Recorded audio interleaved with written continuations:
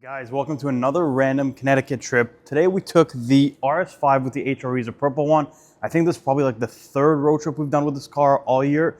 Unfortunately, we were going to come here for a pretty good Cars and Coffee that happens late at night on a December night, but it was supposed to be today and it's raining. But the good thing about Connecticut, which we will show you today, is as much as nobody really understands this, but you can always find some crazy cars in Connecticut. So today, that's what we're gonna go do. Before we do that, we're gonna go meet up with Mo, get some good food. And then honestly, I have no idea what kind of cars we're gonna see today, but I guarantee you it's not gonna disappoint. For those of you who haven't really seen the RS5 before, so it's this really nice purple. Usually it looks nicer, but yesterday we drove all day in the rain, so it's pretty filthy right now. HRE wheels, again, they're really dirty, but they look amazing. This car, even though it's on summer tires, PS4, it says actually drove pretty good because the weather wasn't too cold. But this is probably my favorite road trip car because the fuel economy is actually better than anything else I've ever taken here. And it's fast, it's got massage seats, it's comfortable, and it looks amazing. Honestly, something about the simplicity of the RS5 just looks so good. Okay, so we're not even spotting yet. We haven't even got to get food, but Rolls-Royce Phantom Coupe, those are actually weirdly rare. You always see four doors, you see drop heads, but almost nobody got these. I think maybe 5% of production for Phantoms would have been coupes. Drop head is the convertible. But look at that. Phantom Coupe. Before there was a Wraith, that's what people were getting. So we just got to the best food spot here. We got Mo and the Type R. We got the RS5 and we're at Bird Code with some of the best fried chicken we've ever had. Mo showed us this place last time. So before we go see any cars, we have to go eat some. Okay, so if you guys are in town, make sure to check out Bird Code because this is honestly some of the best food we've had.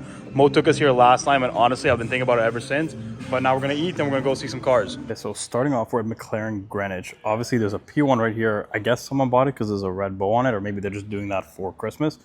But the gray actually looks really good, and I think this car actually got tracked because most of them don't have the racing harnesses, but this one does. So for, you know, a $2 million car to have the racing harnesses and everything set up is actually pretty sick.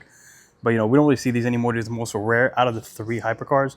375 of these, 918, 918s, and like with a purchase and stuff like 700 LaFerraris. Then, you know, just your regular stuff, 720S, 720 Spider, or 750, I guess. But then there's a Can-Am 650S. I think there is one of these in Toronto as well. Now, out of all the showrooms here, this is probably the least stacked one, and there's still a P1. So we're going to go next to the Ferrari, then to Pagani, and we're going to go see everything. Okay, so now we're in the Ferrari showroom. We have the A12 GTS and the launch spec. Now, I think this is probably the best looking Ferrari made in a very long time. And I think I'm normally not into gray cars, but the gray just looks so good on this. Shows all the lines, but this brown interior, also with the diamond stitch. And then a white on red F8 Spider. This green SF90 is like a crazy spec, very out there. But then here we have a Pista Spider. I think it's Rosso Foco, and this like little mini Testarossa in this dark blue. These things are probably still like 150 grand or something. Pretty awesome to see. Now this was very eye-catching from the window before we even came in. This 275, probably, you know, I think worth $2, $3, $4 million at least. Definitely the eye-catcher of the showroom, but nice to see they still have classics in here. Sometimes they have F40s, F50s here. Also outside there's a little nice M5. We're actually originally supposed to do this trip in an M5, but we end up doing the RS5 instead. Then SF90 Spider. This would be kind of similar to my spec. What I would do if I got one, I mean, white Spider with the full carbon bucket seats. I think any car, you got to get the carbon bucket seats if it's available. Honestly, it's pretty awesome. Now here, Ferrari Roma Spider. The blue and the orange actually looks pretty cool, and I like that the interior is actually black seats in the back and orange in the front. It's a nice little contrast, and the orange kind of bottom of the seats. The one thing about the Roma Spiders is I heard, I don't know if it's true, I heard they only made like 200 Roma Spiders, and as much as, you know, people might want to say limited edition or whatever, I feel like it's just because people aren't really buying them.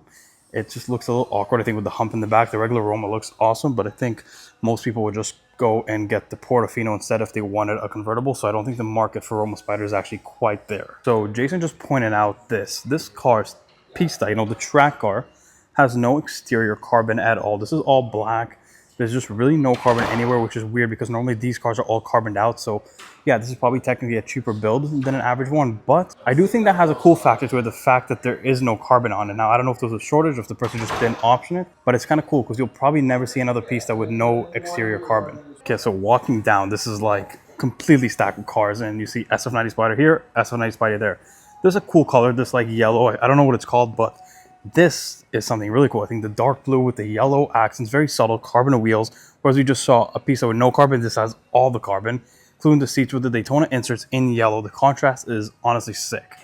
But yeah, what a badass spec. This blue looks so freaking good. F8 Spiders are just literally stacked with cars as far as the eye could see. So guys, I know so far we haven't seen our normal kind of really rare supercars, but stay tuned because this is just kind of the two more common dealerships, as much as you can say common, but Ferrari and McLaren. We're gonna go across the street and see some more unique stuff in just a few minutes. Right now, we're just gonna go look through all the specs here. I don't think we're gonna film every car here because, to be fair, there's a lot of repeating cars, but make sure you don't click off this video because in those buildings over there, there are some cool cars. Now, I normally don't really care about Cullinans, but this is the new one. I've never seen it before. What do you guys think? They kind of facelifted the front.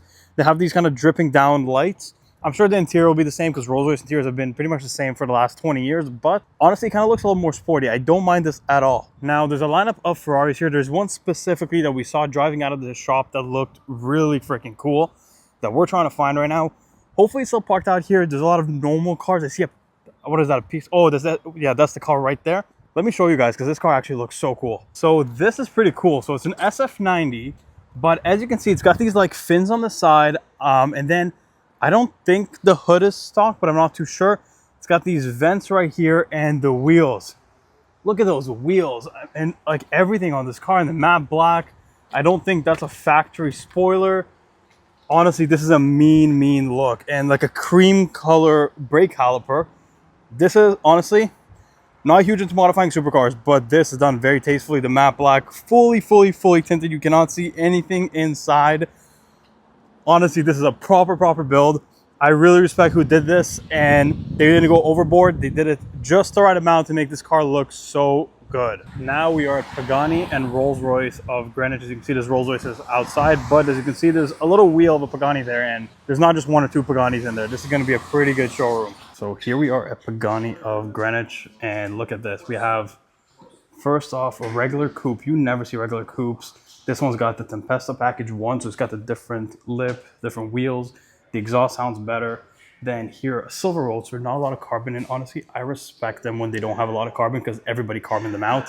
So body paint is so rare to see now on wires. As you can see, this is full blue carbon fiber, but silver on blue. There was a coupe that was making its rounds around the auto shows when these cars first came out with a similar spec.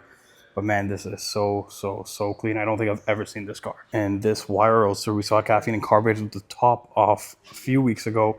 But this one is in Pista package 2, I believe. So it's got the wing, the roof scoop. I mean, it's almost like a BC, but in a Huayra Roadster. Such an epic car. But then, looking at a track only Huayra R, this thing is crazy. You cannot drive these things on the street. And again, like I said, people overdo carbon on these cars.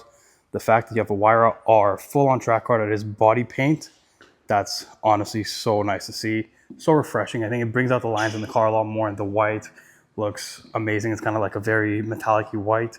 Obviously, you got the carbon on the top and on the bottom and the red accents, but this is so nice. And this car is so long.